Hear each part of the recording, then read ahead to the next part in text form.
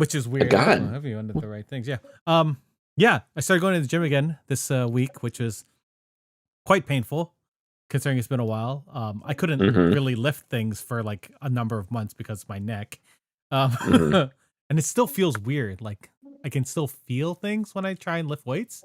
I don't know if that's just my brain going, yeah, I don't know. That's just a phobia. Anyway, welcome to Geeks with Kids, the podcast that talks about geeky things. Definitely not from a parenting point of view because we don't do that anymore. But, at least one of us has kids, and that's me, Eric. Joining me are Dave and Brent, and we're here to talk about Zach Cregger's newest movie.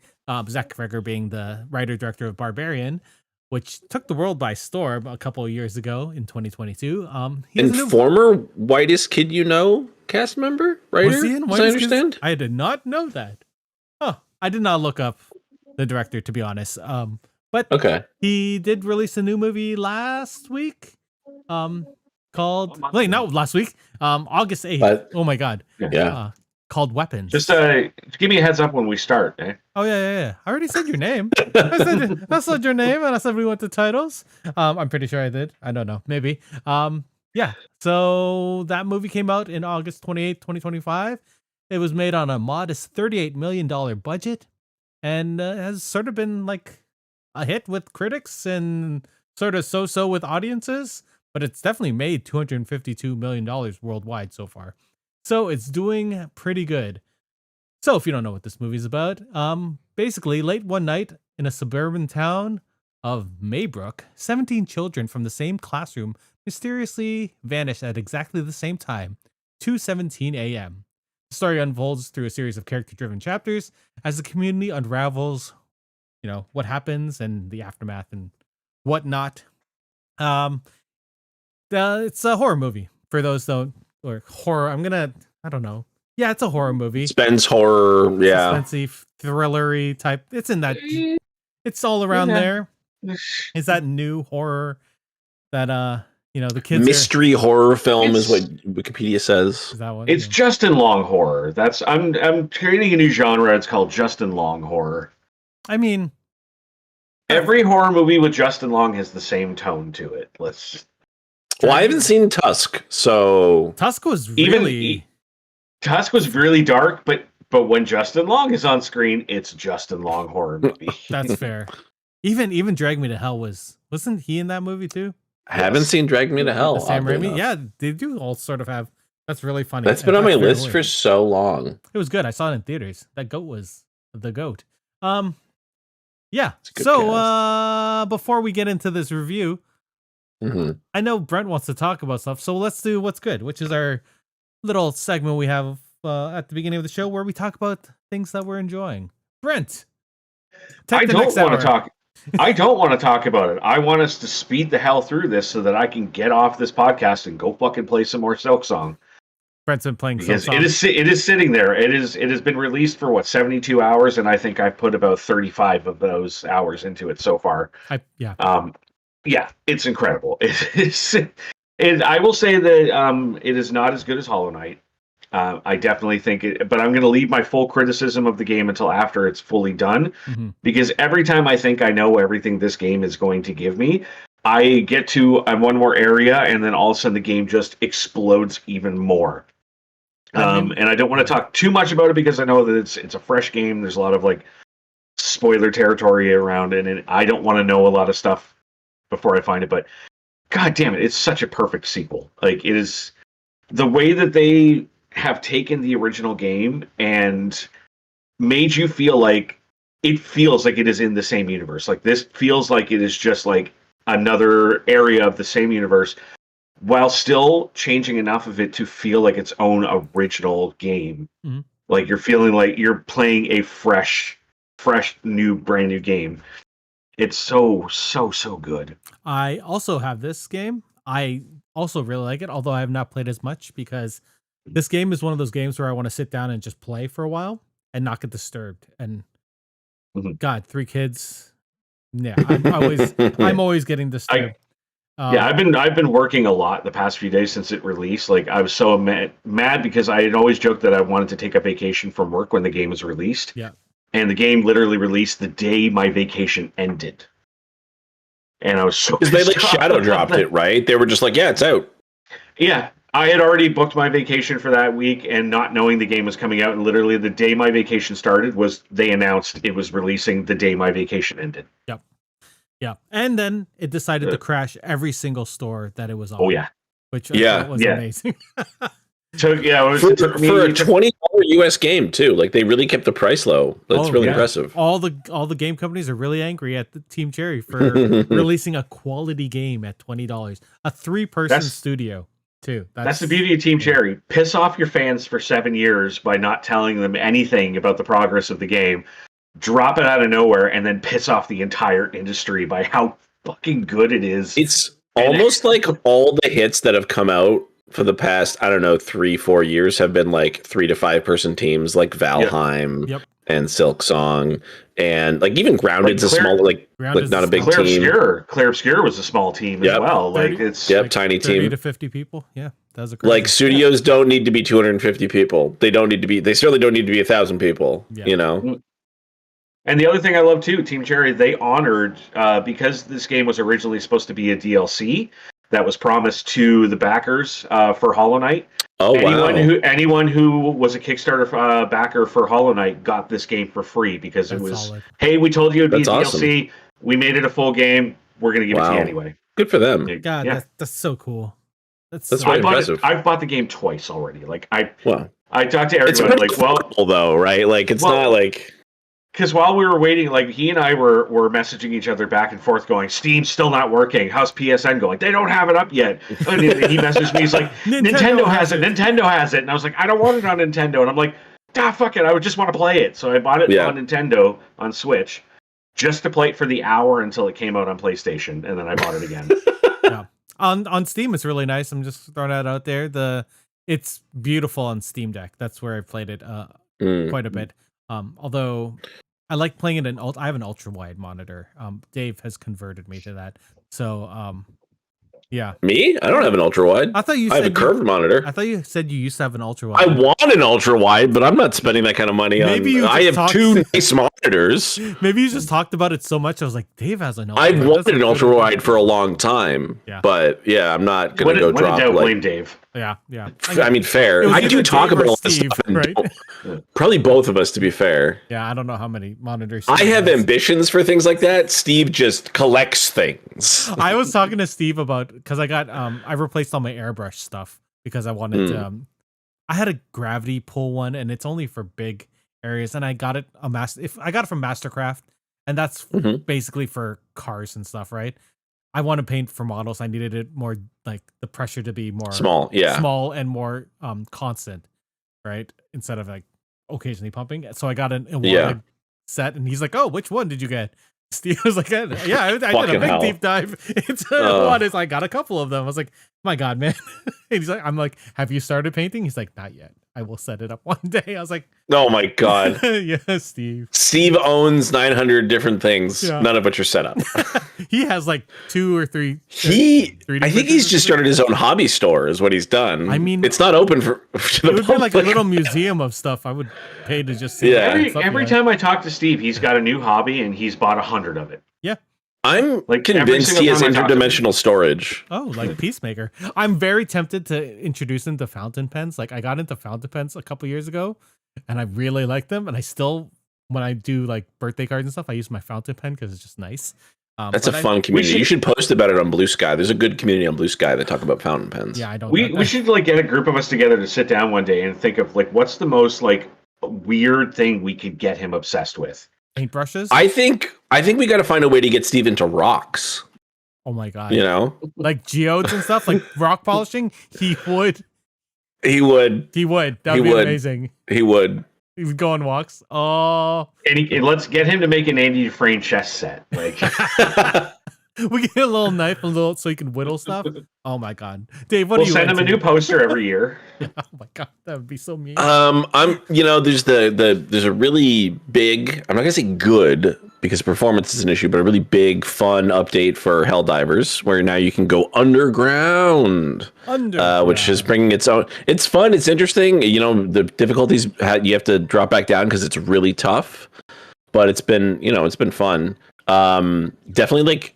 I feel like it's a Dune themed thing. Like it's underground. The There's burrowing animals. There's a giant worm. armor looks like it. The armor, I posted about it on Blue Sky, looks real Dune-like, and a bunch of people were like, no, it's not. I'm like, okay, but I see it. Like Everyone saw it in our Helldivers chat. Also, they put in this store for that DLC, for that war bond, there's a machete melee weapon, and it's straight up the machete from Live, Die, Repeat. So now you can live out your Full Metal bitch fantasies. Yes. I love it. I love it. Pretty cool. It's pretty cool. And this is a weird. So BattleTech has a MechWarrior 5 Mercenaries came out like 4 years ago, and they earlier last year released a separate game, Clans, which was like story driven, and this one was more like open world. And they were like, hey, they announced, I don't know, like 2 months ago, they're like, hey, we're doing DLC from the new game for the old game to like update the new game, or the old game, sorry. So if you know anything about BattleTech or MechWarrior, there's like Innersphere and Clans. So now there's Clans in the previously Innersphere only game.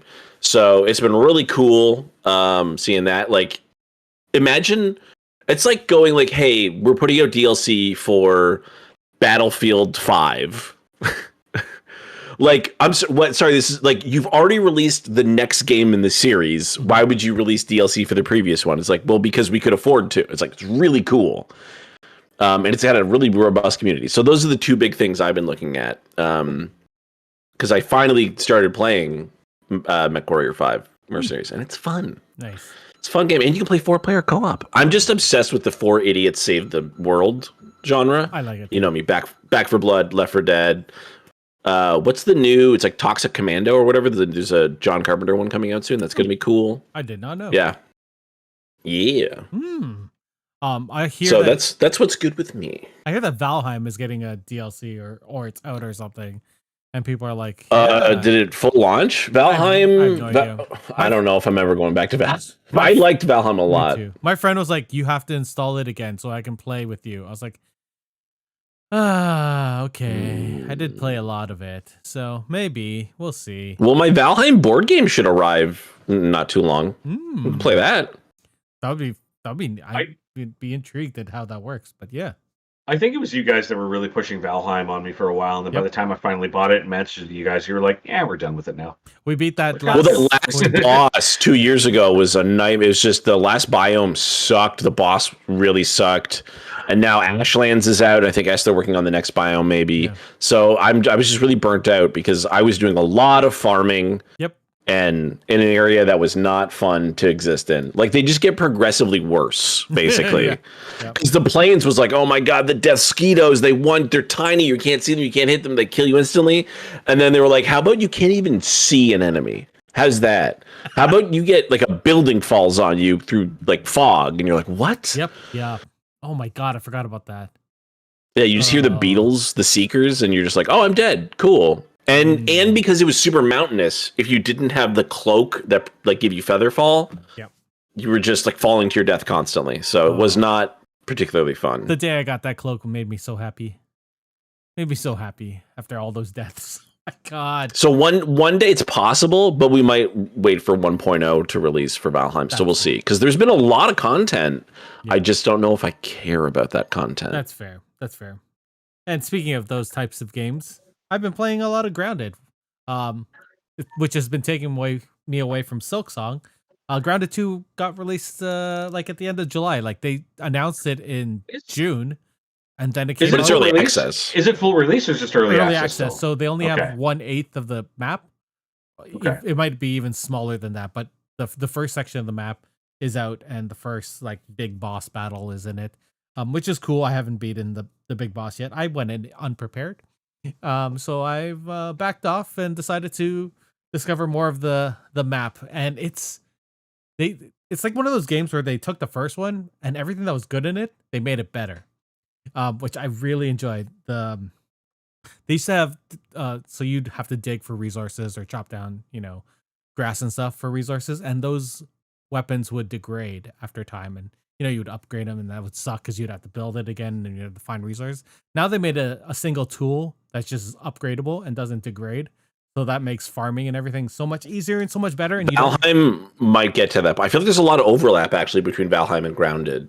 Yeah. Because it's like zones, bosses for each one, right? Like that's kind of like a checkpoint. Mm-hmm. And yeah, and now they have classes, which I think is cool. I don't think they had that in Grounded 1 that I could remember. I haven't played. Well, you played as characters, right? Yeah. You can still play each character. No, so each character is still in this game, all 4 of the teens. Right. But based on the armor you choose, you can like be a mage or you can be a archer or whatnot. A mage? I thought it was like tech based. So like, wait, sorry, what? There are staves that like throw ice and fire. What? Yeah, there's magic in Grounded. I thought it was like it's not magic. So the fire comes from spicy candy, and the ice comes from mints. Right, so it is magic, but doesn't it's make not any magic. sense. No, it doesn't. But I'm not a bird scientist, so because you got bird blindness. Yeah. If you haven't been watching Peacemaker, you should be because it's so good. So good. I couldn't get past the opening after I saw it the first time, and then just the second and third episode, I've grown to love it. And like I said in our chat earlier, I was like, I did not know that was Michael Rooker. I had no idea that was fucking Michael Rooker in the opening credits. Amazing. He's just amazing in it. I love that Frank Grillo is just laughing at the end when they're all piling on top of each other. He's just having a blast, and I love that they're doing that. Also, I like that they erased the DCEU and made it the DCU. Did you guys watch Creature Commandos? Yes. Yes, it was so good. It was quite good. It was so good. I've seen Superman twice now, and I am looking forward to Lanterns. I think I might finally get over my hatred of making despicable characters palatable to watch Peacemaker. We'll see. Peacemaker is quite good. I'm enjoying the way the DCU is going now. This was I will go right ahead and say that was the very first Superman movie I ever actually liked. You didn't like the $78 film? No. Really? No. Not for me. I've always found, I'm sorry to everyone who's a big Superman stan, but I've always found him to be the most boring superhero imaginable. Because I don't care for what you got there. It's always Superman is to me was the reaction to like kids playing on the playground and I'm gonna shoot you with my gun. No, you can't do that. I'm bulletproof. Okay, well I'm gonna burn you. Well, I'm fireproof. And the Superman is the like no matter what you throw at him, he's got an answer for it. And it always just felt kind of cheap to me. So I've never been able to get into a superhero like Superman movie. This was the first one that I actually really liked because of how they humanized him in it. And it was like that's how he is in the comics too.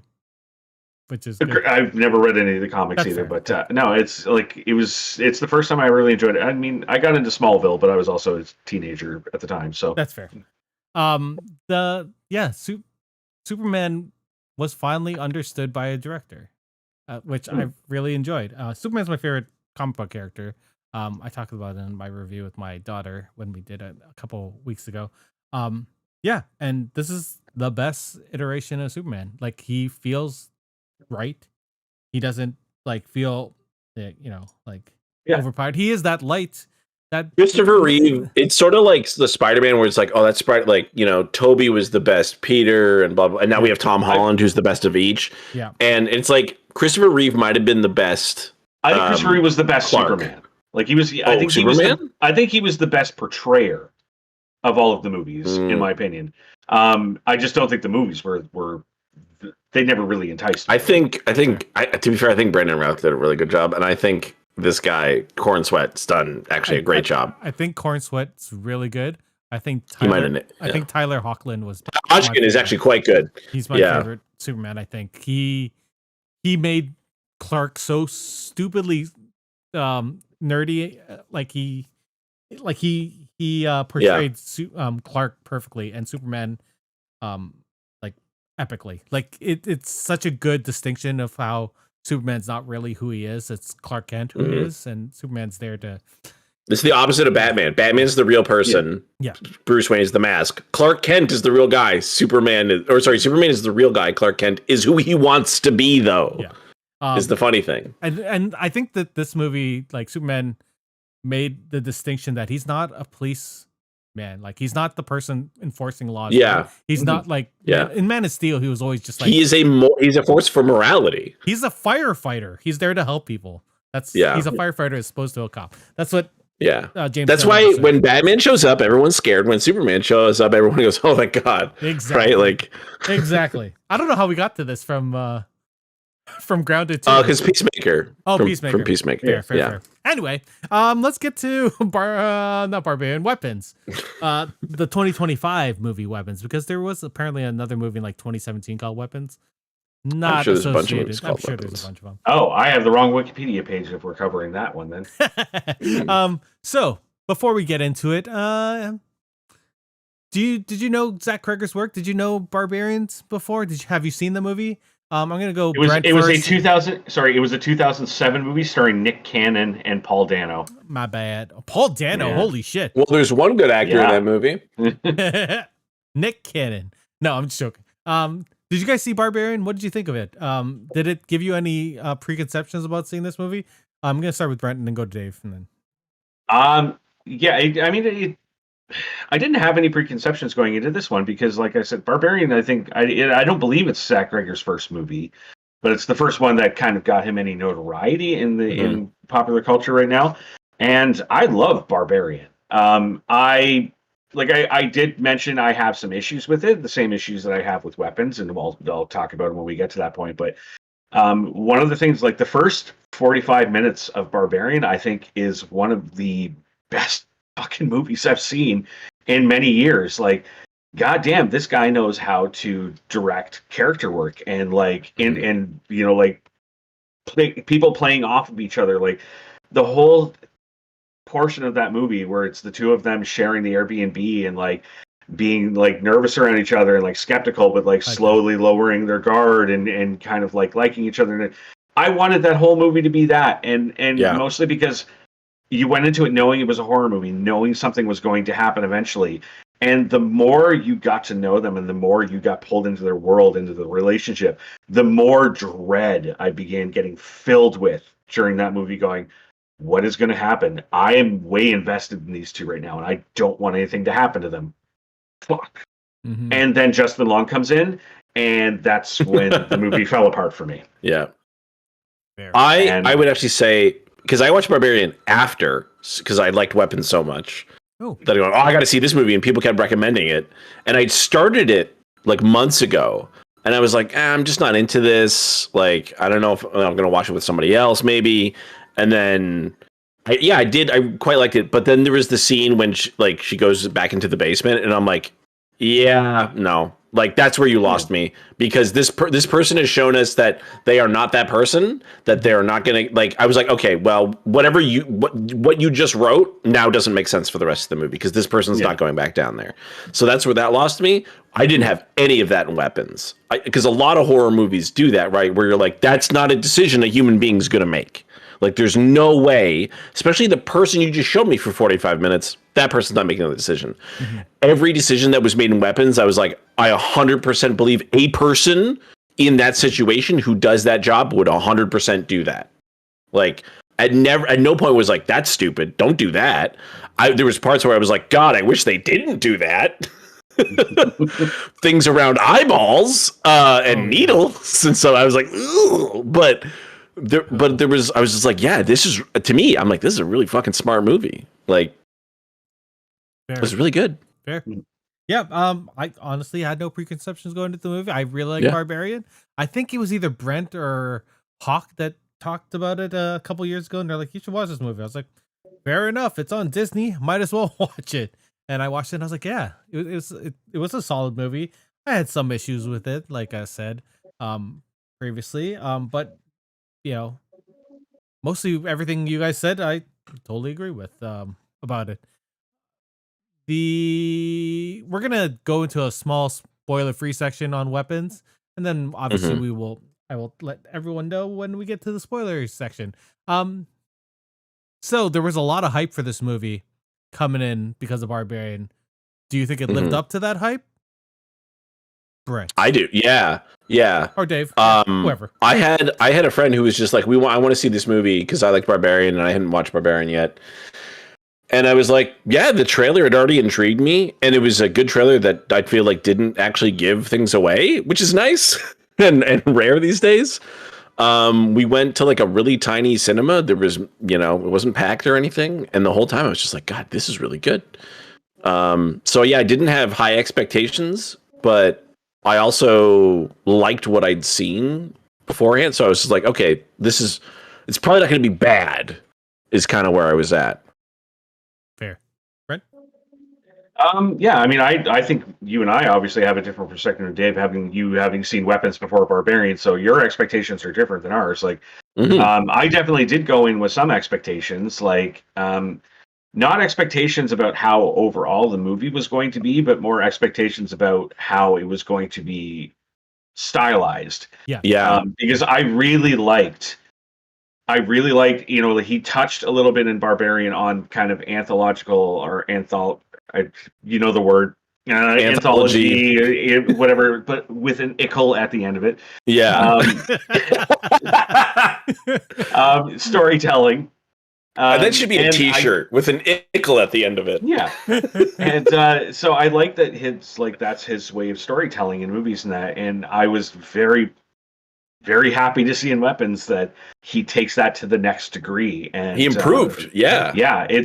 This movie is like incredibly well told. It's like I really I love this. I'm just gonna say it. I love this movie except for one glaring thing, which will when we get to spoilers. But no, I definitely had decent expectations going in, but I was trying to curb my enthusiasm a lot because whenever a movie gets such high praise, and I'm late to the party, like I didn't see it until it had been out for about 3 weeks.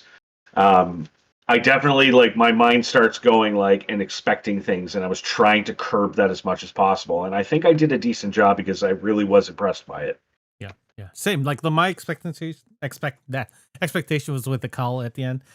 We're pretty high, I feel like, because Barbarian was such a good movie that I really enjoyed. Like I liked the end that it just sort of ended, and like I thought it was a great character, driven movie. This movie, super character driven, 6 chapters of character driven stories from different perspectives. I love when movies are telling a story and you see it from the eyes of different people. So that really was something I was looking forward to, and the fact that they did it 6 times was awesome. And that's one of the things that I did not know going into the movie that really pleasantly surprised me was all of the trailers and everything in the build-up for the movie really only focus on 3 characters. Yeah. So when you go in and all of a sudden it's expanded into these other characters that I did not know were going to be in the movie and was not expecting, and that we were going to get their perspectives, that just made it all the more beautiful to watch. And it's even weirder. The only person I knew who was in this movie was Julia Gardner, and we had just seen Fantastic Four. Yeah. So I was like, wow, she's really she's big right now and stuff. She's clearly very good. So I'm hoping that I had high hopes there, but yeah. Didn't know anybody else was in this. Sorry, I only knew Josh Brolin and Benedict Wong, and I didn't know who Julia Garner was. So I only saw the teaser for this, so I didn't even know other than Julia Garner because she was the one person in the teaser. Yeah, but I guess they also showed Benedict Wong because he was running, but with his eyes out. I did not recognize him at all. I did not know that was him when I first saw the trailer. I had no idea that was him. But then I saw him in a later scene in the trailer. I was like, "Oh shit, he's in it." Yeah. So when they so they did the first scene at the school. This is not a spoiler we're not at the spoiler part, but it's in the trailer as well, which we're saying is I think so. All I heard was Josh Brolin, but you didn't see his face, but you hear his voice. I was like, "Oh yeah, is Thanos in this movie?" That's what I was literally I'm you see him in the trailers. I literally was like, "Is Josh Brolin big? In this movie? Is this movie big enough for Josh Brolin to be in it?" Because I only saw the teaser, and literally they only showed Julia Garner's face. And the then, principal there is Benedict Wong, and I'm like, what the hell? This is, and to be fair though, Benedict Wong kind of is in everything, and he's great. This was a and I want to see him in Marvel horror movie because Alden Ehrenreich was also in it, and he was just the Stein guy from Ironheart. Yeah, he was in Ironheart. Yeah, so it was crazy. Anyway, let's move on to the next section. This is gonna be the last part of the spoiler-free section. If you could use one word or one sentence to describe this movie to someone without spoiling it, what would it be? I know this is sort of hard. I should have. I don't know. I know it's a mystery movie, but to me, I was so intrigued. Mm-hmm. Like everything, when it built and built and built, and then it was just like, we're done for now.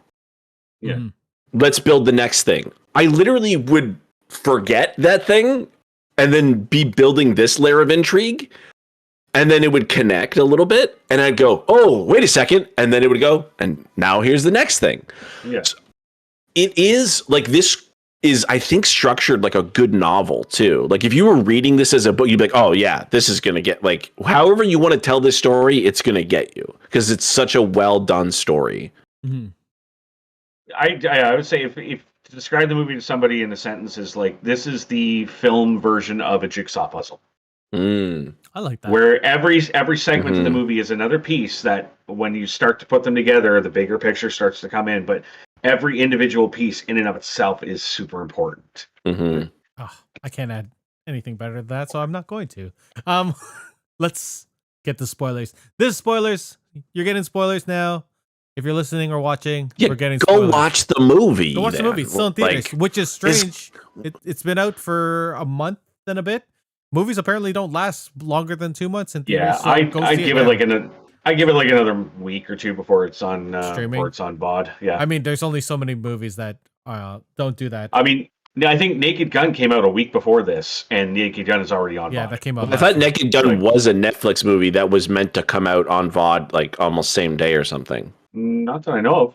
That movie was also quite good. If you haven't seen it, go watch that. I haven't seen it actually. I've been meaning to. It's fantastic. It's really it's a great throwback to old 80s and 90s comedies. Like, it's so funny, and they definitely touch upon. And we'll talk about that later, or maybe another time. So when I was writing this outline, it's really hard to figure out how to break it down, because there's the prologue and then there's the 6 chapters. So I think we're gonna do it that way. We're gonna talk about the prologue, and then we're gonna talk about each of the chapters as we move forward. So the hook, or the pre section, was the classroom disappearance scene, where you hear a narrator who, I don't think we know which child this is. It's a girl in there. It's just a random girl. Yeah. Random child talking about at the school, apparently. How there's this classroom, like I said earlier, where everyone in the classroom disappeared except for one boy. The police end up, doing investigations. They scrutinize the teacher. They interview the boy, and the movie just starts 30 days later. What did you guys think about this setup sequence in the movie? I enjoyed it because, I mean, obviously, like, the premise going in, because that's explained in the trailers. A bunch of kids go missing and everything off in this one classroom. I love the opening sequence of the title sequence of watching them all like running down, and the way that it was played with that kind of lighter tone with that one. I don't know what song it was that was playing, but it was definitely like a much lighter tone and everything. And but it kind of makes it almost creepier because of how that was happening. And every single one of them running in the same style with the arms outstretched, as you see on the poster, and that it just really set up, like, it gets you into the atmosphere of the movie of what's to come. Like, Dave, you're looking at the song, aren't you? I'm trying to find it. Yes, but yeah, like I was pretty hooked right away. I was so intrigued at what's this one kid? Like, there's one kid? Why is there one kid? Yeah. No. And obviously there's all this hate for the teacher because people just want someone to blame, and they feel like it's the only common thread. The only question I had was like, why does everyone else feel like, oh, this kid, it's fine. Like, whatever.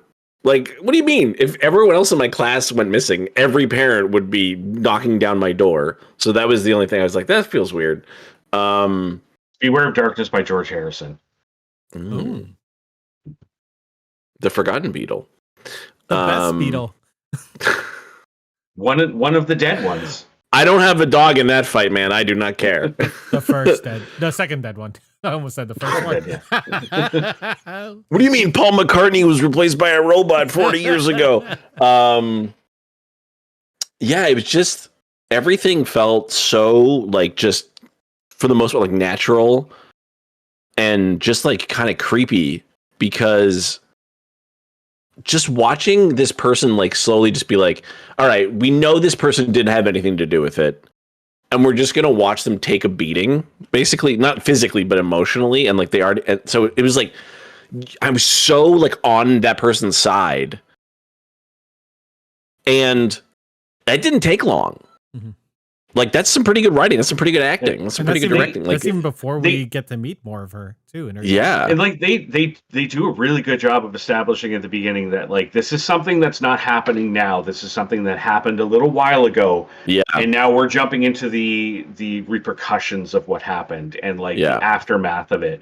So they do a really good job of getting the audience caught up with where this community is at when the movie starts, which is definitely good. Like it's definitely like we don't need to watch the thing like we don't need to see Batman's parents die again. We know he's Batman because his parents died.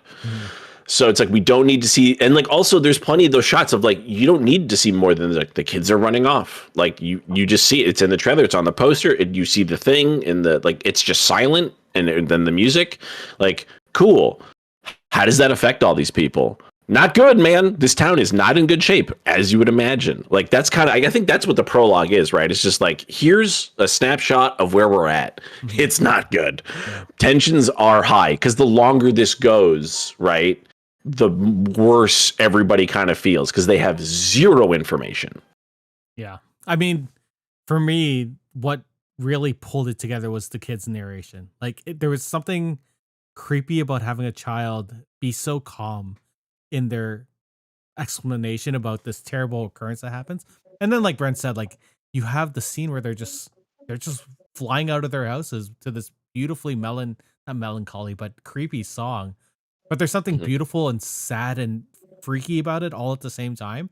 It's shot amazingly well, but also seeing it from Ring cameras is unnerving, having one myself. And I like being a parent, I wonder if that's just also pulling at something in my brain that's just like, this would fucking terrify you if this ever happened to you. I think it's a space and technology that is used in the news a lot, but you're not using a newscast in that cheap way that movies do. We're like, oh, well, after a month of blah, blah, blah, the town is still blah, blah, blah, blah, they're upset, blah, blah. And you're like, okay, cool. Thanks for catching us up, like unknown news person that every movie, you're just like, you just see the footage as if you were one, like you're almost experiencing it. You get a little bit from the parent side, you get a little bit from the teacher side, like you're just in the town, right? You're experiencing it not like you're watching a movie, you're experiencing it like you're in the room. So the prologue ends and we move to our first chapter. First chapter is about Justine Gandy, who's the teacher whose classroom fully disappears. We follow her story as she's sort of dealing with the aftermath of this and getting scrutinized by all the parents and basically everyone in town, except for the police who seem okay with her, which, they've done their sort of diligence in their investigations, we find out later. She ends up meeting with an old flame of hers. They sort of hook up. And then she gets sort of berated by people, and she's but she's also really, really into finding out why, or finding out how this kid Alex, who was the last one of her class, like how he's doing, because they're separating her and this child, obviously, right? There's got to be some distance between these two, just for the child's sake, based on what the board says. But we follow her story through that. What do you guys think about her chapter? I didn't want to give too much spoiler, but I still wanted to give a little bit. I'm gonna go ahead and say, like, I think she is one of the best written characters I've seen in a very long time, because any movie that kind of would have this subject matter would probably run the risk of, just making her very one note. She's either very sad about what's happened, or she's very like determined to find out what's going on. And they run the gambit of emotions with her in this, where like she is like a broken person because she doesn't know what happened, and it's not like she's not angry because she's trying to defend herself to everyone, but she's angry because she loves these kids too, and like she wants everyone to understand, like, I'm with you. I want to know what's happened. Stop blaming me. Let me help her you. as well. It's yeah, and like, and she's but she doesn't just play it as a victim. You know, like throughout like the course of her segment, you see times where she is like starting to get rage filled towards the way everyone's treating her. Mm-hmm. And like she's getting angry at them and she's lashing out and fighting back. And they have her handle this situation like a normal person would handle this situation, not a character in a movie. Mm-hmm. And I thought it was so, and she does such an amazing job with it too. Dave, anything to add? Pretty succinct. I was gonna say that's pretty damn good. It was interesting that is it in her segment when the wife like attacks her, right? She comes out and cuts off her hair. You don't know who it is. Oh, you mean June? Yes. You don't know who she is at the time, but like she attacks her in the liquor store, and then that leaves you going. She says it. What she says, right? She's like, "You fucking got him drunk," and that line, like that little thing, tells you so much. Yeah. About what just happened. About like this wasn't an innocent encounter. Like she's manipulative, and so all of a sudden you step back and go, "Wait a minute." She's like, yeah, this bad thing happened to her, but she's not a good person. No, she's it wouldn't be good. Yeah, she's not perfect. Multifaceted. Right? Yeah, she's a fully fleshed out person. Yeah, and you're like, oh, and I was that moment giving me word. I'm like, oh no, is this going to be a movie of awful people? To be honest, I thought that too until we met Archer, which was the next section. Mm-hmm. Yeah.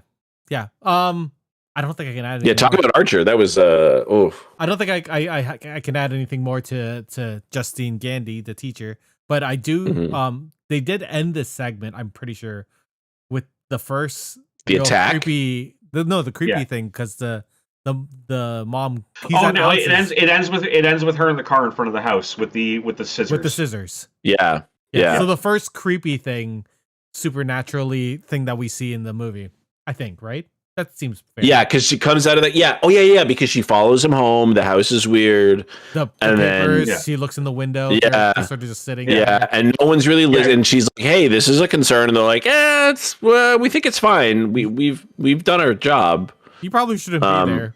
You know. And then that lady is just like, like it was such a funny walk. But because they played it silent. Yeah. Oh. Like in a long shot, so creepy. Who doesn't lock their doors in their car? Like a person sitting inside of them. That bothered me. I lock my doors even when I'm sitting in there. And that person's not in frame. I heard that door open. I was like, fuck. I was like, she's dead. She's gonna die. When I went to the movie, I thought I was gonna be the only one person there, and then slowly people trickled in. I only had like 10 or 12 people, but I could see everyone just like fucking going into their seats and just like cringing. Storming. Yeah, you're like, oh fuck, something's gonna happen, and then the snip happens. You're like, oh fuck, and it totally cuts away to the next section, which is Archer, who is the father of Michael. I want to believe it's the child's name. I don't know, but he was a little piece of shit kid. That's all I know. Yeah. So Archer's the father of a little shitty kid who makes fun of Alex later. We'll find out about, but I think we meet Archer. He's waking up in Matthew. So we meet Archer. He's waking up in his child's bedroom. You could tell that he's devastated by the disappearance of his son. He's not talking to his wife. And he's sort of spiraling down, like any parent going through this. Like I've watched so many documentaries of kids missing and parent and people missing, and you see how hard parents think, oh my God, why do I do this as a parent? Anyway, so as he's going through his investigation, he berates the police for not doing their job. He blames Ms. Gandy for knowing more than she's telling. He's talking to other parents trying to figure out what's going on, and he's trying to figure things out. He does end up starting to piece things together, and that involves him meeting up with other people, the other parents and other stuff. What did you guys think of this section? I loved it. I loved how it was like sort of unorthodox investigation. It wasn't like him being a fully competent investigator. It was just him like, what does he know? Yeah. You know what I mean? Like, what is this individual based on? You know what I've said before, where it's like people only know how to like do their job and like how to like feed themselves, and like that's the sum of what a human kind of needs to know, and a lot of people only know that. Mm-hmm. So it's like he kind of only knows that, but he still manages to use that information to piece together. He's like, okay, this guy builds houses, like he owns a contracting company or whatever. What does he do? Grab some blueprints, right? He looks at a town map. He's like, oh, cool, I can piece this information together. Like, and he's just sitting there looking at that footage being like, I know that other people are going to have that footage. What if I can get it from them? Well, like, why hasn't, and the fact that no one else has put this together is, you know, one way or the other, but like also, to be fair, cops don't really work like that, you know. But it was cool. But it was just really cool to watch him piece that stuff together while you also watch like when he's at the construction site and they're like, yeah, you're doing a terrible job. Like your life is clearly falling apart. But it's not because he is incapable. It's because his focus is somewhere else. Yeah. Yeah, so first part of I'll say about this segment that I loved was this was the first moment of the movie where I realized, like, you know, because each segment is basically being told over the same course of like a certain amount of days, and every time a new segment starts, we basically like rewind back to the beginning, and now we're telling this character's perspective of those days. It's not the same amount of time for each character, but the same kind of that kind of system. So it was the first moment where I realized, like, oh. This is the kind of like little Easter egg, you know, this little information from this segment is going to relate to this one. When the guy tells him like, hey, you bought the wrong paint for the door, you know, like it's supposed to be this, but you bought this red paint. Oh, don't worry, I'll take the paint back. And that's the first time I go, oh, he's the one who wrote witch on the car. Yep. Like, is he though? Like, is he? I'm like, that's where we're going with this movie. Is like, is he? Drop little bits in each one that pick up later. But because in the end, it didn't matter who wrote it on her car, right? No. Like, no, but it's fun that like we're getting information from one segment that tells the story in another segment. Yeah. Like, but the part of this segment or this section that I initially was like upset with was like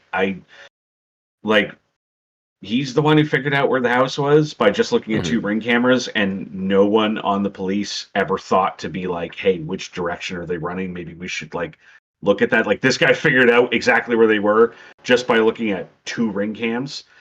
But then I thought about 15 years ago, I was mugged and almost murdered by 3 guys with knives. Jesus. And when I was talking to the police afterwards, the police told me there was a security camera on the YWCA that was aimed directly at where this was happening. And I said, great, so you got the footage. And they said, no, nobody ever went and asked them to look at the footage, and they recorded over it. And then I thought, wow, that's really shitty. And then that moment came up watching this movie, and then I go, oh, that's right. People are human. People are flawed. Maybe the police are just not seeing the forest for the trees, and like the same way they did when that happened to me. So then that kind of justified in my head. It's like, okay, so I can understand that maybe he's seeing something that nobody else saw, and I like that aspect of it. But still, it's like you figured it out with like 2 ring cams, like. But also, it wasn't just him that figured it out. It was him and the other dad, Justine. Right? Well, because Justine didn't figure it out. Justine was just she was going and she went to the house because it was the kid's house, and she was trying to talk to the kid. But no one would let her talk to him, and she just wanted to talk to him, so she followed him home. But Archer didn't realize where this was pointed. Like he knew it was something in this area. He knew that it was in that area, but she was the one who knew the house. She's the one who knew the house based on the area of the map, and he's the one who knew that's where the kids ran to based on the camera footage. So it was still the 2 of them together were able to like take this, take this. Pieces. Okay, So and then we'll wait till the 4th segment to leave it up to who actually figures it out. This also ended with another what the fuck moment, because we see Benedict Wong running in fucking creepily over the grass just across the way, and then he tackles Justine and then almost kills her, as well as almost killing Archer. Archer sort of bonks his head, and then that's sort of where it ends. And then we move to the next section, who is Paul Morgan, the police cop, by Alden Ehrenreich's character. This is the character that we find out has a drinking problem. Is on AA. You guys got a lot of problems. Not his only problem. He's been dating a woman whose father is the police chief, They no. Those characters are married. Oh, they're if I'm married. not mistaken. Yeah, they're married. I wasn't sure. I just knew they were. I didn't read them as married. Yeah, they live together. I thought they were trying to have. Weren't they trying to have a baby? Yeah, but they live together. You can have a baby without being married. I don't think you get to have a baby with the chief of police's daughter like that. That's fair. I don't know. So the dad is the chief of police. He's trying to. I feel like he's also trying to up himself in promotions and stuff because he's sort of stuck in his own spot. He feels like his world isn't going anywhere. He's trying to have a kid, although he definitely doesn't feel like he needs or he actually wants to. No. And he ends up screwing around with Justine. She finds out. His wife / partner finds out about it. Kicks him out, and then he sort of spirals down from there. What do you guys think of this section? This is where they started introducing other people that weren't in the first. When he gets sticked, I was like, that's the most human reaction I've ever seen in anything in my life. The pocket? Yeah.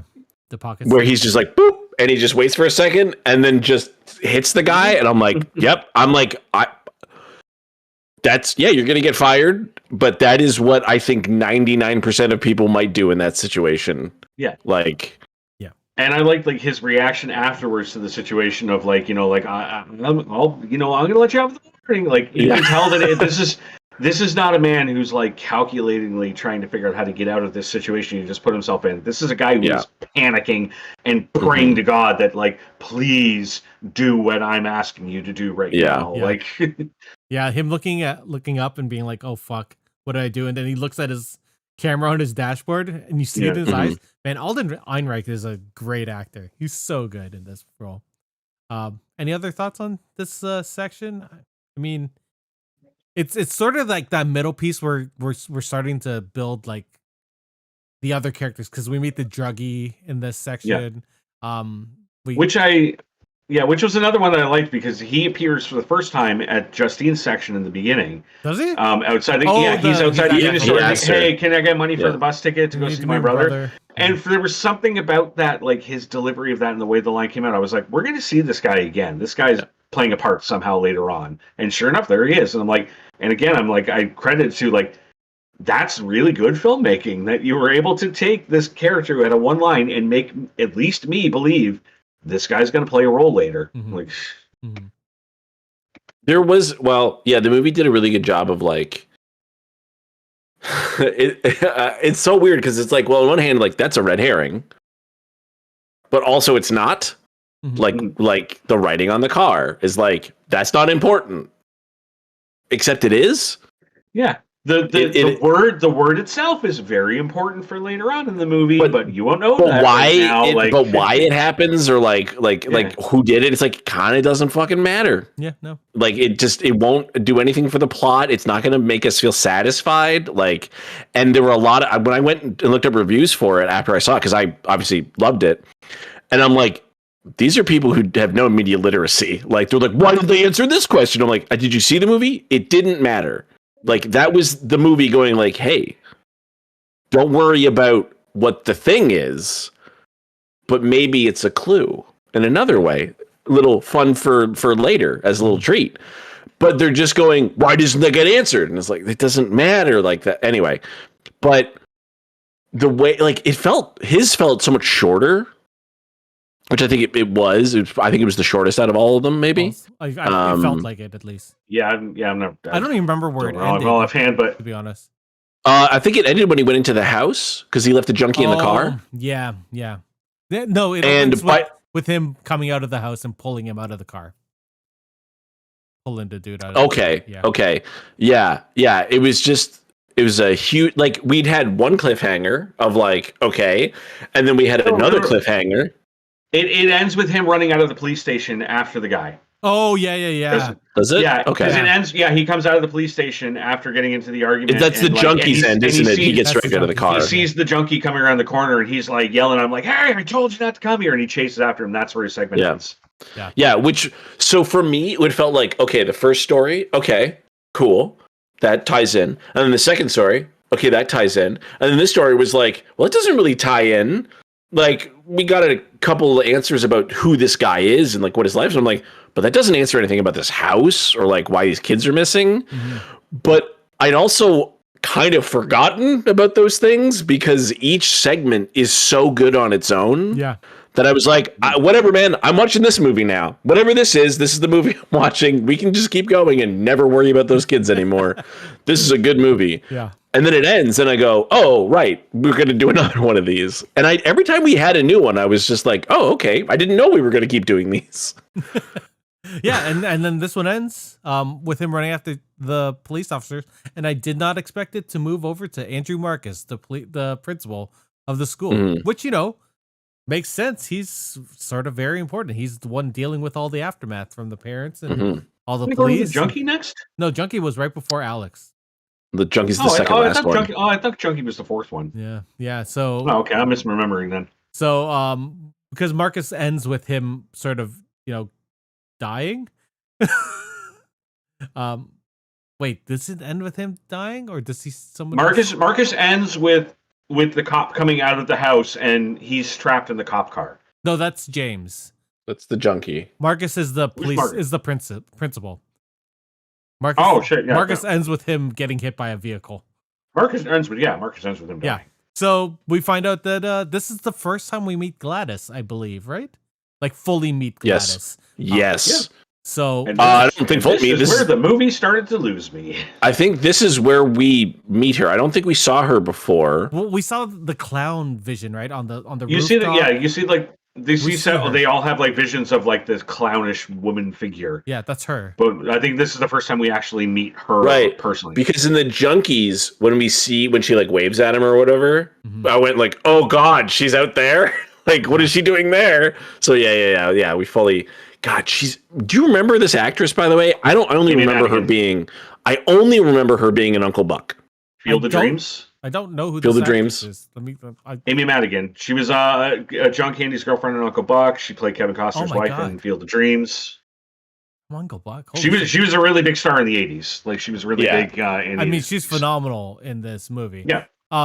So Marcus. So we see him and his partner they're grocery shopping. They're dealing with Justine trying to go after this kid, and he's like, you know what? That's bad for the school. Don't do that. Probably bad for your mental health.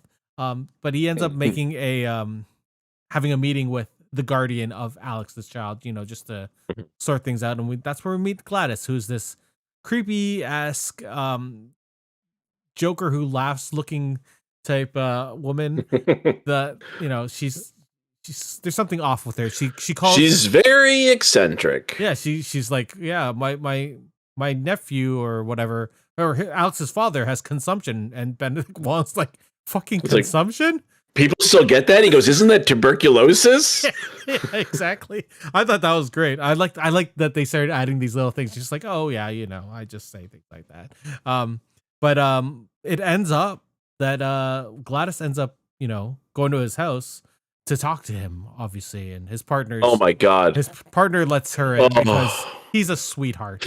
He's so nice. Yeah. And they were watching a nature documentary. Did you catch those hints? By the way, are we going to talk about those hints? So they're sitting there watching a documentary about cordyceps and ants. Which, if you don't know, it's a mushroom that sort of takes over the function of an ant. So it controls it to. It's what The Last of Us is about. Exactly. Yeah. If you haven't seen The Last of Us, watch the beginning of the first episode.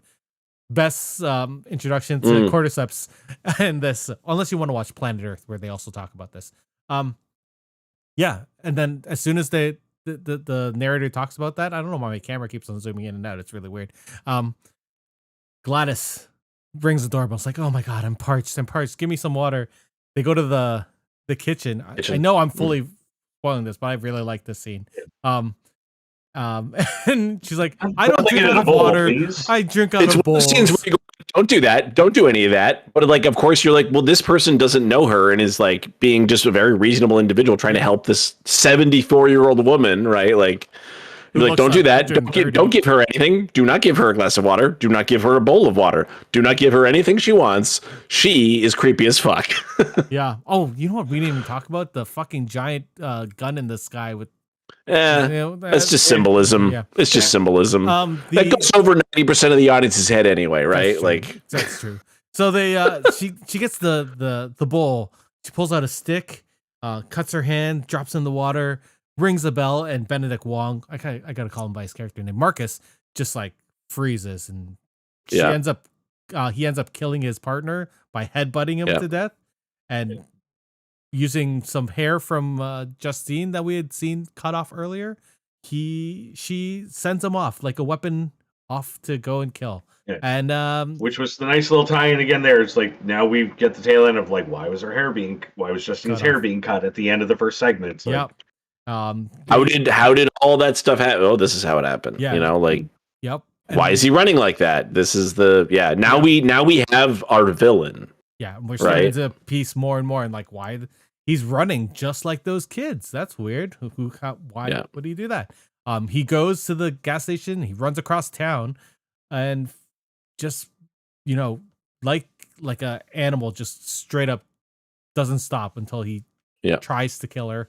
But luckily, a car hits him and he just dies. That's the luckily, Josh Brolin is there. Archer is there to confront the woman.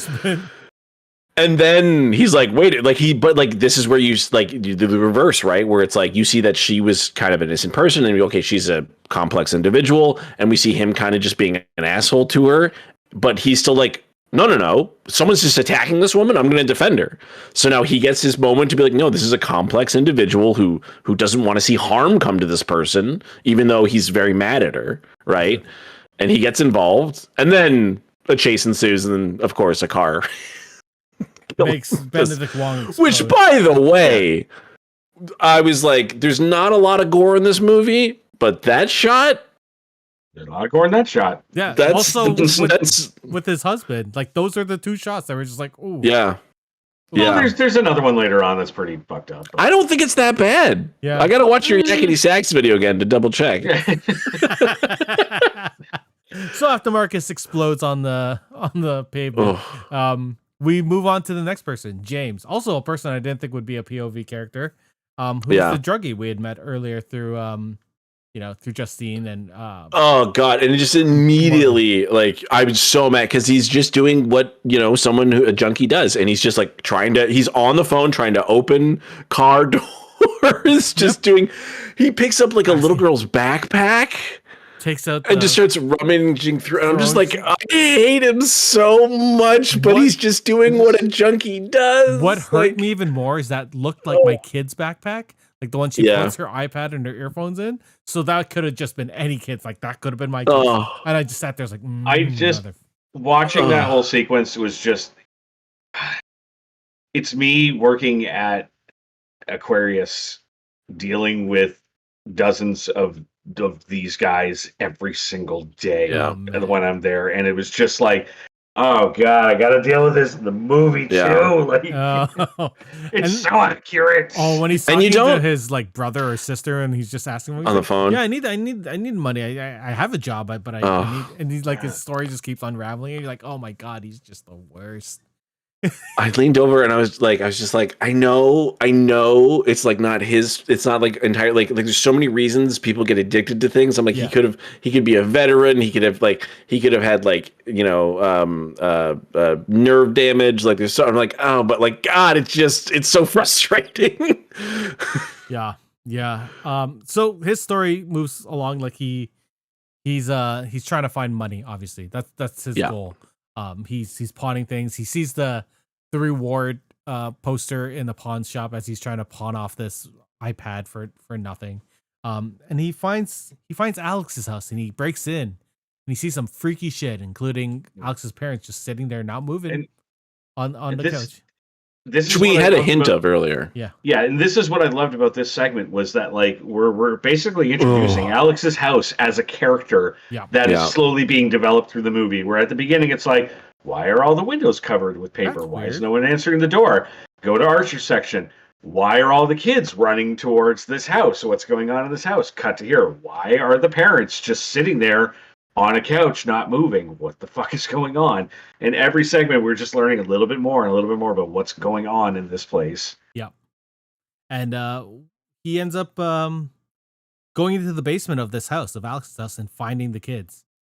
So that sparks something out of his brain. Alive.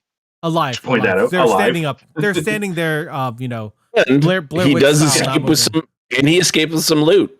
He does. It's some. He does. He's trying to some silverware. Yeah. So he's back at the pawn shop, pawning off the silver, and he's like, he sees the reward for the missing kids. Yeah. And ends up calling into the police. And this is where the crossover with Paul Morgan's section happens. Paul Morgan, the cop, sees him, starts chasing him. Yeah, because the cops don't believe him when he's on the phone, so he's like, okay, I'll just go to the station, and then he happens to walk to the station as Morgan's walking out and sees the guy, hey, you're the asshole I just knocked out. Yeah.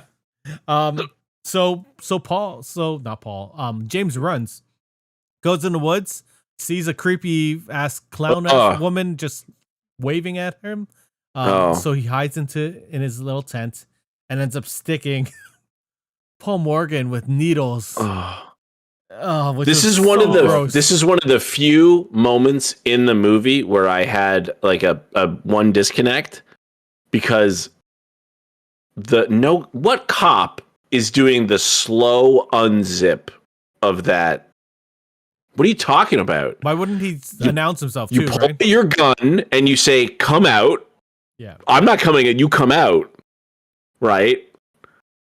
And no, he doesn't announce himself, so he has to get stabbed in the cheek with like 3 needles. And FYI, I would just like to be vindicated for a moment that James's section does come before Marcus's. Does it? Yes. Holy shit. I can confirm. Oh, all right. I was wondering because I remember in James's segment he sees the image of the clownish woman, but we haven't met Gladys yet. We don't meet Gladys until Marcus's section. You're right. So that's why I'm like, oh yeah, that must be. I misremembered wrong. Yeah. It was hard. So everyone watching, just go ahead and if you're watching this far, you should have watched the movie. We'll do our own cut of the movie and just swap those two. Yeah, exactly. I think it still works. I do too. Especially the end of this when James ends up taking Paul to the house. Paul goes in. Creepiness occurs. Which, by the way, the junkie he's like, "Why aren't you going to call for backup or something?" And he's just like, "What? Why?" So Paul goes in during the daylight.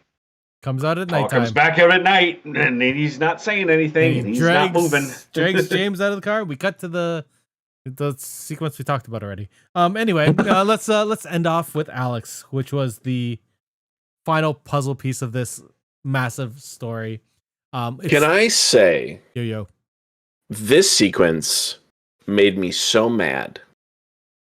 Why? The movie was working on me, and it made me so mad because I was experiencing this through this kid's eyes and how frustrated and powerless he is. Oh yeah. And I was clenching my fists, and I'm like, I hate this woman. Mm-hmm. I hate her. To do this to this kid is so awful, and to make him do the things he is so awful, and it made me so mad. And I'm like, I'm like, that's a good movie. I like that to make me feel like that. Like that's well, and I wasn't like I was mad, but I wasn't like upset. But I was just like, God, it's so mean. Mm-hmm. Like this is such a good villain. What makes it worse is we see how amazing he is with his parents. Like his parents are super nice with him. They're just like the parents that you want to be with your kids. Yeah, they have a great thing together. Like it's so fun. Like just the beginning, the drive of, hey, did you get any supermodels today? I was like, fuck, that's a nice dad. Yeah. That's a good dad that's playing with his kid. And then you hear him talk about, oh, your Aunt Gladys is coming. And Alex is like, I don't even know who this woman is. And his dad's also like, I don't fucking know. I don't really know. We apparently know, which is a question I'm gonna talk to you guys about later. And we end up seeing Gladys come, and then his parents start changing. Excuse me a moment. Oh God, yeah. No, for those that aren't watching the video, Brenda's pretending to stab himself in the face. Alex finds out that Gladys is controlling his parents, and can make them do whatever they want. And that's what's super frustrating, like David mentioned before, because he's helpless. He's a child. He can't do anything. He's also the one that ends up grabbing a personal item of everyone in his class, which is why. And he's so smart. Yep. And you can see, and the kid actor's doing such a good job, because I'm watching him going, I'm like, you're going to figure something out. You're trying to figure out how to stop this person, because he's a good kid. He's a smart kid, and he's in a bad situation, and he's trying to protect his fucking, like, he's the hero. Yeah. The kid is the hero. Yeah. By the way, can we take a brief sponsorship ad for soup? Campbell's soup, chicken noodle for no, noodles. No, we will not, because Campbell's soup is made in the United States, not in Canada. Is it? So ew, that don't yeah. So was this movie? I wanted to buy maybe probably filmed in Vancouver. I'd have to check, or Georgia. Which is obviously that it's it, but yeah, because I went to, like, Georgia. 2 months ago. I was like, I gotta eat more soup, and then I was like, none of this soup is made in Canada. I'm like, why are we not making soup in Canada? It's soup. Is Chunky's also not Canadian? It's made in the States. Fuck, yep. I like that soup. Me too. What was I? Literally, okay. I'm looking up Canadian soup brands now. Yeah. So we find out Alex is getting like manipulated by his aunt, who's maybe not his aunt. We don't know. That's the you can eat habitant soup. What? You can eat habitant soup. I don't even know what that is. Habitant? Yeah. Anyway, this is not the soup cast. So we get to the point where Justine and Archer are brought into the house, right? Everything has happened that has led up to this point where Archer and Justine get summoned into the house by Paul Morgan. They fight ensues. Gladys she wants to fuck off. She knows that things are getting heated, so she knows that she has to move to her next mark.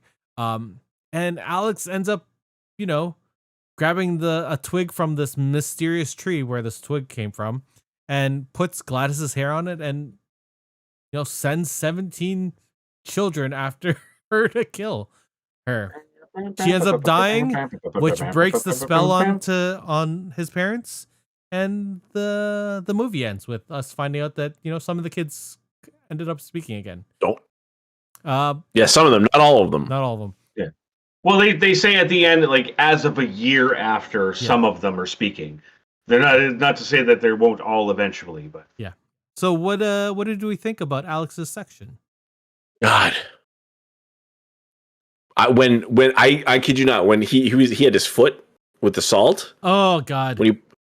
I literally said out loud, I was like, "Good boy," like, fucking get him. I'm like, you're gonna have to fight your fucking parents.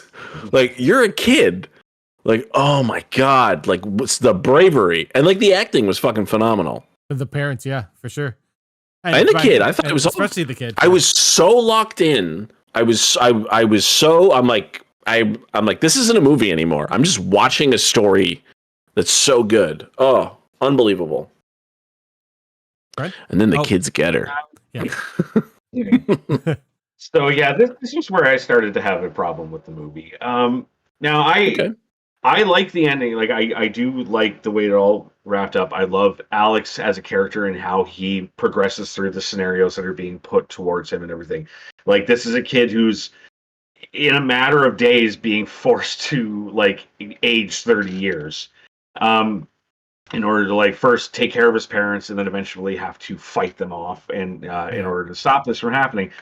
My problem is Gladys as a character feels so out of place in this movie. Like, this movie is, for the most part, so grounded in, like, this realistic mystery.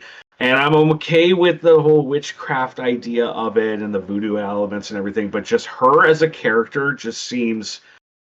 You're a character who's trying to stay inconspicuous in all of this, but you're doing everything in your power to stand the fuck out. Like, and she feels so out of place. It's the same, like I said, I had an issue with Barbarian. It's the same thing. When you find out who the actual, like, villain is in Barbarian, it just takes me out of that world. It doesn't feel realistic anymore. It doesn't feel like something that could happen. And I get that there's movies that are like that, but it just feels like such a huge tonal shift that it shouldn't be. And I think I would love it if Zach Cregger could come up with villains in movies and ideas of where these stories end that take place in the world he's built up to that point. I think something people miss in Barbarian is the villain is men being assholes. Yes, but I mean the tangible physical representation of what the villain is in that movie is that monster. And it's like that. Why? Like that feels so out of place from what the rest of the movie is. I don't think the monster is that at all. I thought the bad guy was the dude in the basement. Like 100%. I mean, ultimately, the dude in the basement is the bad guy. Justin Long are the villains. Yeah, Justin Long for sure. Yeah. There's a lot of bad. Like, I mean, obviously, like we know what the sentiment of that movie is. Mm-hmm. Like the one male, like that's what I like about Barbarian is the one male she doesn't trust in that movie is the one she should trust, and then the one she ends up working with is the one who tries to kill her twice. Like, but yeah, it's just like the Gladys character to me just feels so like a sore thumb in this movie. Like, I like the story, but her as a character I thought was a little much. That's interesting. I think her being less of this eccentric character would make the film like I think you'd just be like, okay, so it's like just a witch. Yeah. Like it's just like a normal person who's a witch. Instead, you're like, this lady's fucking crazy. This lady's fucking psychotic. Sort of feel like that weird like that people don't. This lady feels like an alien. Like, she feels I think that to me. I know. Like I love it when you and I, because there's so many things you and I disagree on. But we do, like, I'd say 50% of the time we love the same movies, and then this is one of those parts where it's like, we like this movie, we fundamentally disagree on this thing, where I'm like, that's what makes the movie to me, is like, that's necessary, I think, for this movie. I think if you make it tame, this is a boring fucking movie. Because she is scary, because she's eccentric, because she should stand out. But because of how she manipulates people, she doesn't. I also think so. Because she's lived so long, she's trying to like, fit in as well. Like, so I feel like because she's so out of time, she is something wearing human skin. Yeah, like in my opinion, like that is not a person. Yeah, I think the only thing that really took me out of the film was when the kids started running after her. Like it played out. We laughed. Oh, that absolutely took me out of it. Like it was so funny. Like everyone started laughing and then that's looking the catharsis. around. But it I don't know. It just felt like the tension was so high into that point. Yeah, and I feel like that's the point that it's supposed to do. It felt so like that. Goofy though. But it felt goofy to me. And the fact that do you remember the end of Get Out? Oh yes, I do. He just shows up and it's a little goofy. Yeah, I don't think it was this goofy though.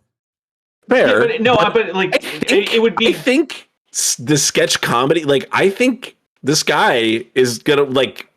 This is the whitest kids you know is Jordan Peele. Like so, it's not Jordan Peele, but it's like the whitest kids you know is Jordan Peele essentially. Where it's like this guy's making some horror movies that are pretty good and that could like fundamentally change the genre and like really elevate things.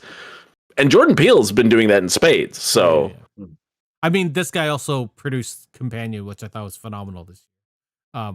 So like he's doing some good work, but I don't know that part just like everyone was looking around being like, what the fuck is going on? Like I wonder how this would feel watching it by myself at home. Like I want to know what Hawk thinks. Like when he eventually sees this, because he'll watch it at home. I don't think he's gonna go to the theater, but I wonder what it would feel like. Because everyone laughed in the theater when it happened. Oh, it was hilarious. Yeah. It so great. Go for it. Finish your thought because mine's going to be a different thought. So. No. That was pretty much it.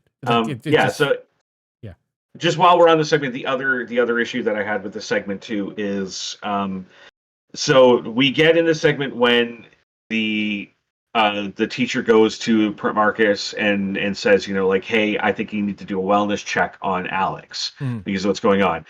And they take it seriously and they're like, okay, yeah, we're going to send a wellness check. So in the segment, they send 2 child service officers to the house, and Gladys is like, knows that that's happening, and says, okay, we got to get this house cleaned up. We got to get all the papers taken down, hide your parents, like all this and everything like that, so that everything looks normal. Here's my question. Why did they not have to make the house look normal after all the children disappeared and Alex was the only one who didn't disappear? You don't think the cops are going to come to the house to talk to Alex and his parents? But they talked to him at school. The house for the cops. They talked to him at school. No, they talked to Gladys, and Gladys said, "No, I'm not letting you talk to him." No. His parents are away. His parents are sick. His parents are away. They can't deal with this right now. But at the beginning, they show him with the detectives at like the police station. But a bunch. Yeah, I know. But 29 kids out of a 30 classroom, and only one kid, and the only thing they're going to do is talk to him briefly at the school. They're not going to go to the house to talk to the parents. If you can't get them to say something, I mean, yeah, I agree with you. Like they should have gone to the house. But more than likely, I'm not saying that they should or they shouldn't have. I'm saying you would think they did, because that's what should happen. So why didn't they prep the house to look normal for that? Because they never let the cops inside. They never let the cops look inside because they don't have a warrant. I don't know. There's something about that. That was just one of those little nitpicky things that just got in my head. Fair. Where I'm just like, because the kid also isn't a suspect. You know what I mean? No, like, he's not. No, he's not a suspect. But at the same time, it's like he's obviously relevant to what happened. And if he's the only one who didn't go, yeah. But if the kid has nothing to say, and then the person who's acting as the guardian is like, "Yeah, you can't talk to him," the cops are just going to follow him. I mean, but the problem with that, you should probably give him a fucking like police escort to make sure nothing happens to him. I also find it weird. Flaw in your logic on that, though, by saying that the guardian did not let them in the house. Technically speaking, she would not have been the guardian because she did say the parents were there. They were just sick. The parents are the guardians, not her.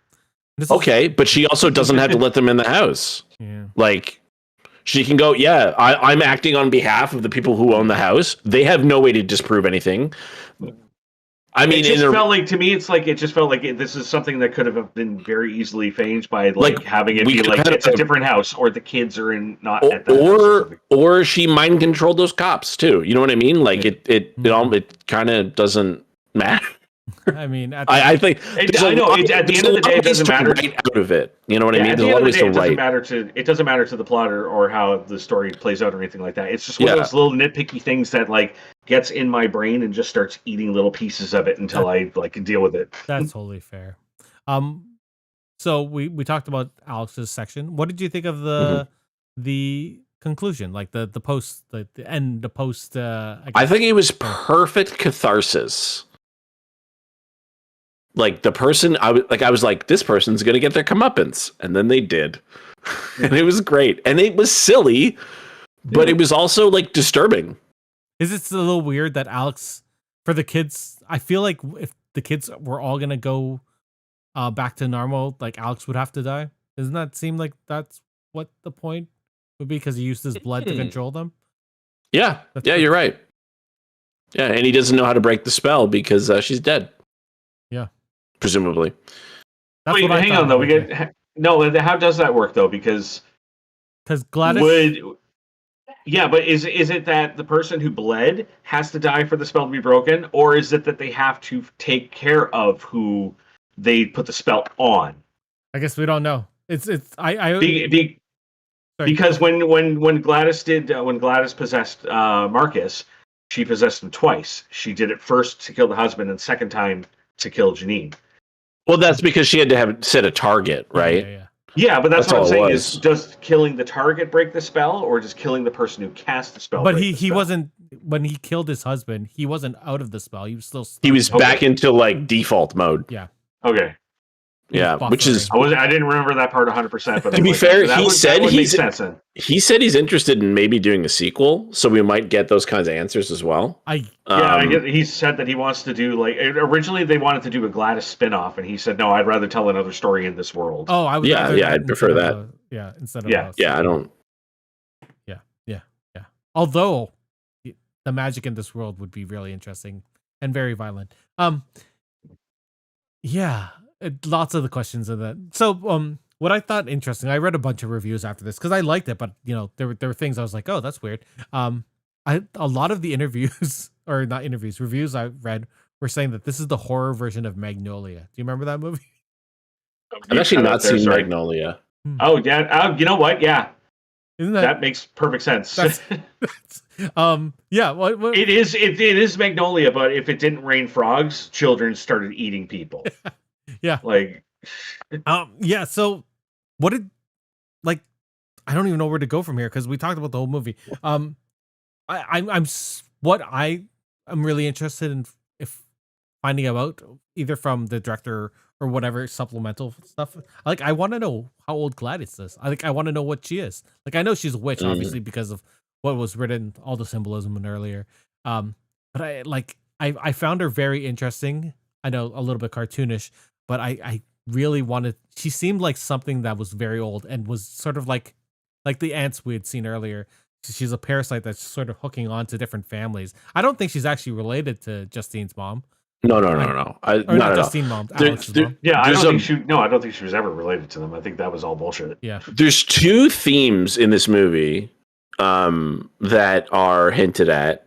One is parasites, which are hints for her, right? Like it says witch on the car that points to there's a witch in the movie.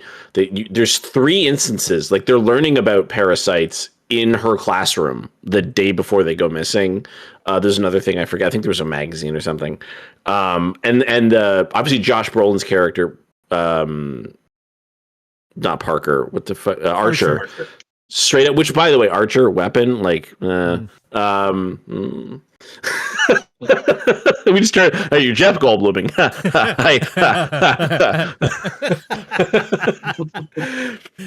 The way he's like, yeah, they're like weapons, and I was like, yeah, man, that's the name of the movie. Like they got their arms out, like they're running like little Naruto kids, or whatever.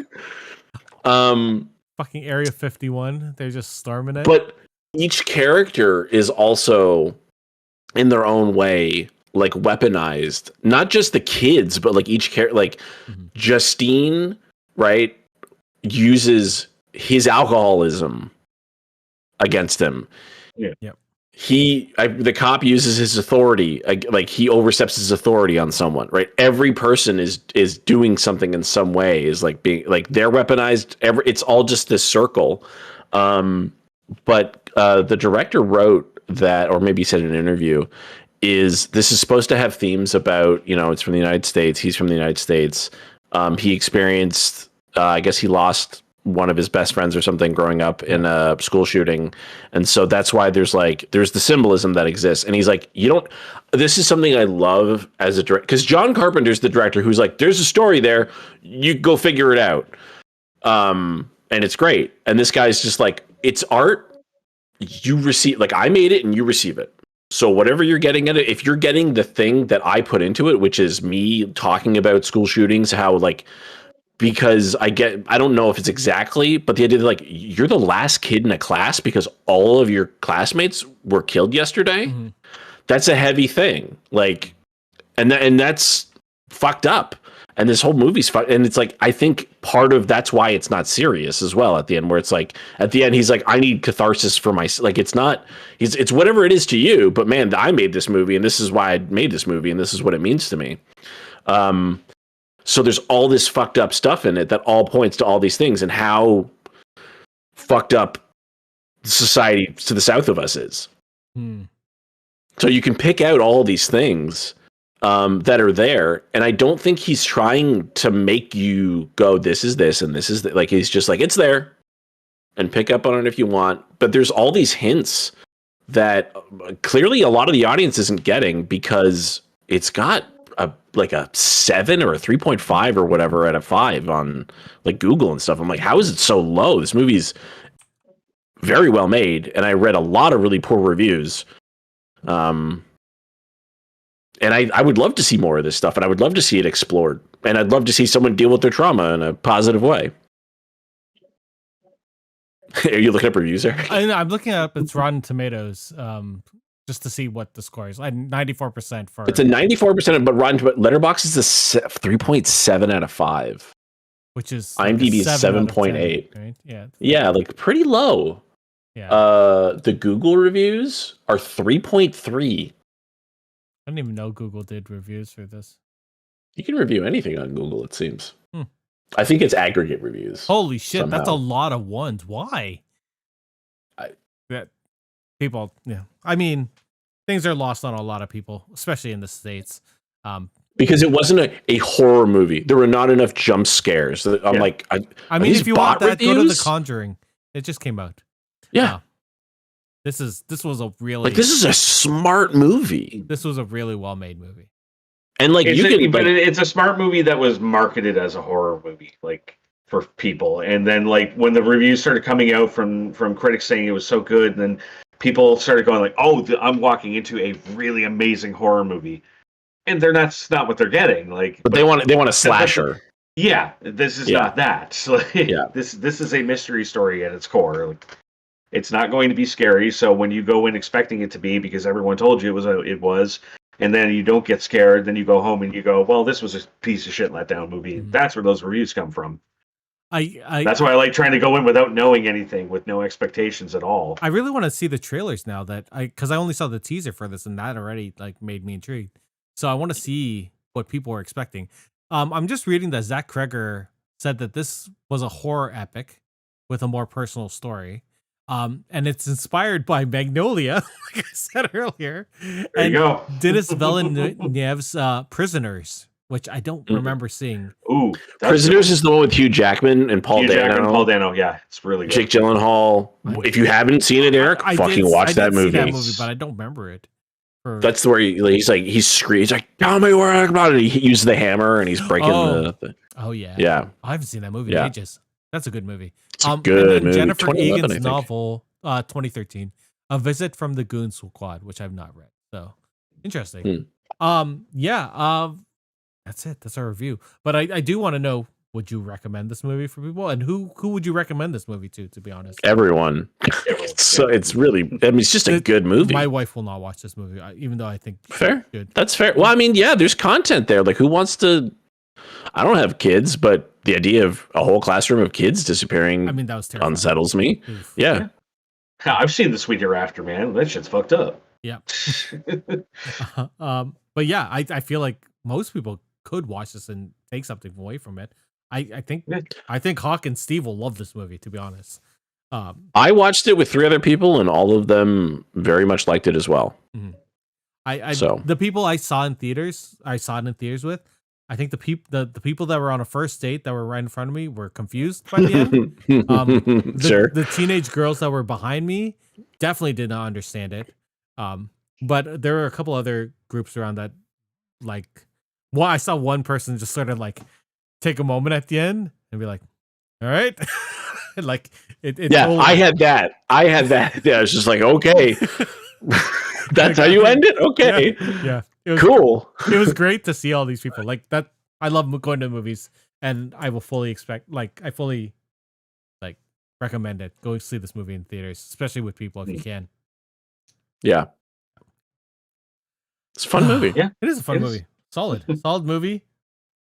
Some weirdness, but and then after you watch this, go watch Magnolia. Or watch Barbarian, which is also very good. I did, and I didn't like it. It's a good movie. Yeah, I did, and I liked the first half of it. The first half is solid. That's basically, like I said, until she went back into the basement, I was hooked, and then I went, nope, you lost me. As much as Justin Long pulled me out of it at first in the movie because how he is, I will never stop laughing at him trying to take the fucking measurements of the tunnel. Oh, it's so funny. To the square footage of the house. My buddy who I saw Weapons with, who told me to watch Barbarian years ago, I texted him. I go, Justin Long's such an idiot in this. It's so funny. Like, oh my god. When he's on the phone talking to the real estate agent or whatever, and they're like, "Does this count as square footage for my?" Yeah. Sometimes the basement counts as square footage. Okay. What a dick. Oh my god. Oh, anyway, we're done. That's awesome. Thanks for talking about this movie, Weapons. It was a solid movie. Go watch it. I hope more people get to watch it. We're gonna be back really soon because I think me and Brett need to talk about Survivor Australia, or Australian Survivor versus the world, because have you watched the last one yet? I watched the last one and I fully understand why it went that way. And, yes, absolutely. Absolutely. And we're going to be light on content. Like, we got almost no more Marvel. There's no more movies coming out. There's no DC coming out. We have to talk about Scott Pilgrim because it's was it? What did I say? 15 years. 15th anniversary. Yeah, it's crazy. Solid. I also am like super excited for next week if we want to do a show on that when The Long Walk comes out.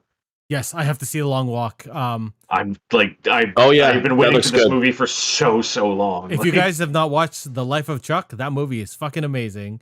Well. I haven't. We wanted to see it at the Playhouse and we missed it because we live here now. Yeah, it is currently my favorite movie of the year.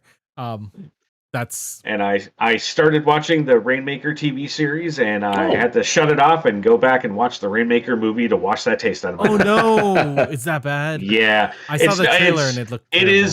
It is the network television version of the Rainmaker. That's the best way I can explain it. But the Lincoln Lawyer is that too, and the Lincoln Lawyer is good. Yeah, this one also was. Okay. They're like, hey, in the first movie, the whole case was the kid had leukemia. That's not very exciting. What are we going to do for this? Let's make him a serial killer. Great. Yeah. There's a ghost walking behind me. I don't know if you noticed. I noticed. We also got to talk about Hollow Knight eventually. I'm trying to think of what else there is. I want to do a Death Stranding 2 review, and we got our. As the resident Kojima fan, you think I would have played Death Stranding 2 Death Stranding 1 and 2? It's phenomenal. I should. I just don't know if I can play a game where you use piss grenades. I don't know. It's hard. It's because that's a TF2 thing, It's not just piss. It's also poop. Yeah, you're right. Yep. And blood. And blood.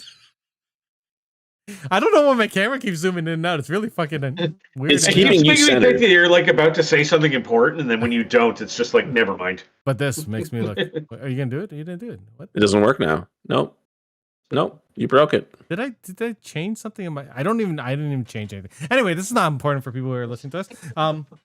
But cheap viewers for streamboo.com. As soon as you turn your head. I already banned them. Amazing.